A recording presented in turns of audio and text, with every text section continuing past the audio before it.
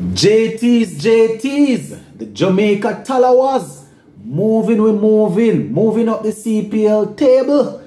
Yes, my viewers and subscribers, welcome back to another video. Hope you guys are doing okay. So I don't know how many persons would have seen the game that was played earlier today. Jamaica Tallawahs going up against the Guyana Amazon Warriors, and the Jamaica Tallawahs, they were able to secure another victory. We're going to talk to you guys about it. Plus we see we're over there in the IPL, the Sunrisers Hyderabad. They have actually named West Indian legend Brian Charles Lara as their new head coach. So that is something else that we need to take a look at, my viewers and subscribers. Lara getting some experience out there. Will we see Lara in the future coaching West Indies? I don't know. Anyway, we're going to talk about this, my peeps, and also just to let you know, tonight's game at 7, we are going to be doing a live watch along. So make sure that you mark that down. So once the game has started, you can just hop on over and let us have a chat while we're watching the game. So let's get straight into it, my peeps. So it was Rahman Powell who won the toss, and he decided that he was going to ask the Guyana Amazon Warriors to bat first. No, the Guyana Amazon Warriors were restricted for 142 for 6. Basically finishing off strong because, they did not get off to a good start at all, my viewers and subscribers.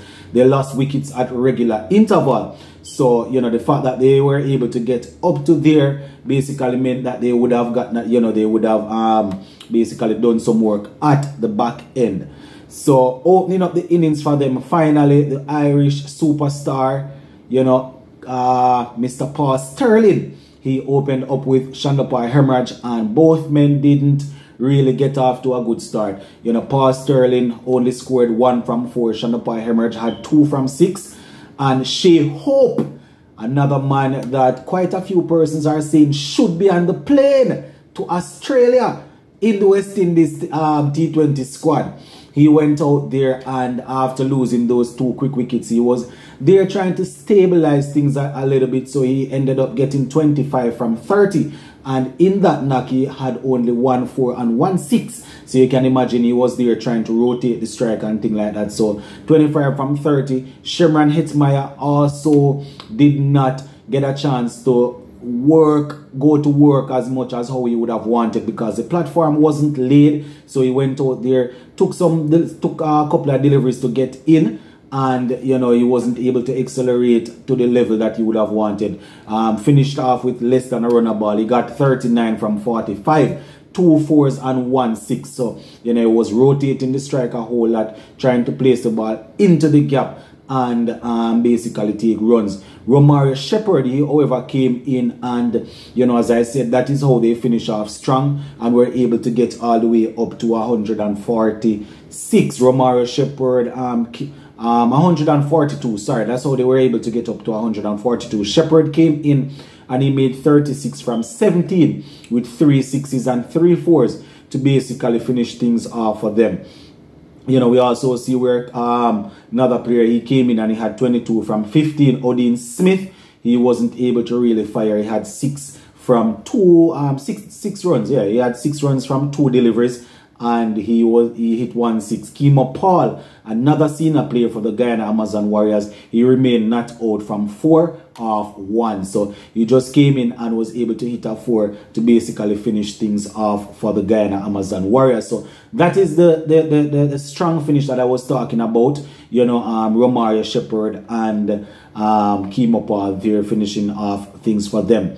Now, in terms of the bowling for the Jamaica Tallawahs, it was Mohamed Amir once again who proved extremely difficult to handle. He bowled his 4 overs, gave away 22 runs, and he picked up 3 wickets. So 4 overs, 22 runs, and 3 wickets. Chris Green had 4 overs for 5 runs. Yes, you're hearing me right, my viewers and subscribers. 4 overs, 5 runs. Didn't pick up any wicket. Miguel Pretorius, he had 4 for 35, picked up 2 wickets. And Nicholson Garden had 1 for 41. So he went for some runs in today's game, my peeps. And Imran Wazim wasn't at his usual best, bowling 4 overs for 37 runs without picking up any wickets. So in terms of how the batsmen were dismissed, Paul Sterling, he was removed by Mohamed Amir, caught by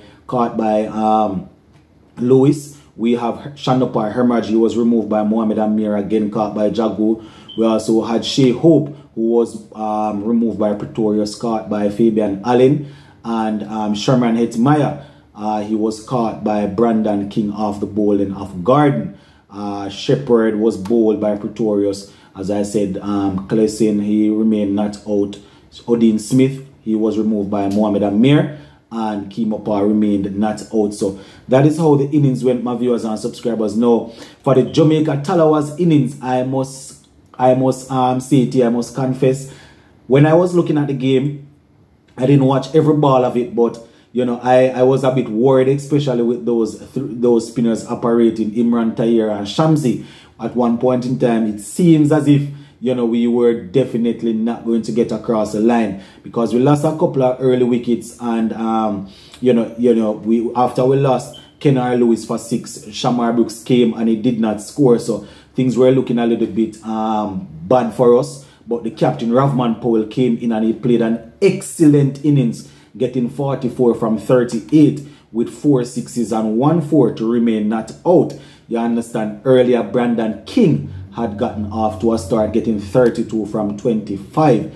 We also had Amir, he had Jagu, he had 15, Iman Wazim 18, Fabian Allen only got 3, Chris Green helped to finish off, getting 17 from 7. And that is how we were able to put together 143 for 6. Yeah, man, 143 for 6. Therefore, winning the game by 4 wickets with 4 balls remaining. So the Jamaica Tallawahs definitely doing some work, my peeps. In terms of the bowling for the Guyana Amazon Warriors, now, Goody Kishmoti, he came back, and I must say I really loved how he looked. You know, he bowled 4 overs, 10 runs, 2 wickets. Romario Shepherd being expensive, 3.2 overs, 48 runs, 1 wicket.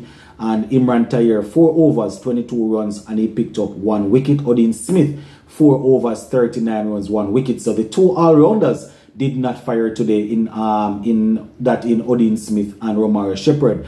Shamsi being his usual self, 4 overs, 24 runs, 1 wicket. So that is basically how things went for the Jamaica Tallawahs. So the Jamaica Tallawahs are unbeaten so far, my viewers and subscribers, looking to continue their work. So shout out to Ravman Powell and the Jamaica Tallawahs. You know, I am actually one of them that was saying I wasn't too sure about how well we are going to do going into this tournament, but so far so good, as they would say. So far so good. So Guyana Amazon Warriors and Shimran Hetmaya will definitely be looking to bounce back. Will be looking to play their second game and see if they can secure a victory to basically get their campaign back up and running. So yeah, that is how that game went earlier today. So the next story that I want to share with you guys before we hop on out of here is that Trinidadian and West Indian legend Brian Charles Lara has been named, he has been appointed as the new head coach of the Sunrisers Hyderabad. You understand? And we remember that he was actually a batting coach or a batting consultant throughout the last staging of the IPL. Now, you know, they said that this will be Lara's first stint as head coach of a T20 team. You understand? And based on what we are hearing here, Tom Moody, he and the Sunrisers Hyderabad came to a mutual agreement to part ways. You understand? He was actually appointed, and he did his thing, but it just did not work out. So that's Tom Moody. So Brian Charles Lara will be taking up his first coaching job as a head coach, you know, in T20 cricket. So it is a good look, my peeps. It's definitely a good look. We are looking forward to seeing Brian Lara putting in some work over there. And who to tell, we might see the great man coaching West Indies one of these days. Maybe not. The IPL, the different T20 leagues, it's not like you're committed right throughout the year and you're making way more than if you coach West Indies. So maybe who to tell, you know, he's one of them that usually says that there needs to be a balance. Lara, that is, that there needs to be a balance of players going out there and making money and also giving back to their country by playing for West Indies. So let us see what he will do now that he's in the situation or in the position. It's not only up to him, Will CWI want to do any sort of work with Brian Lara?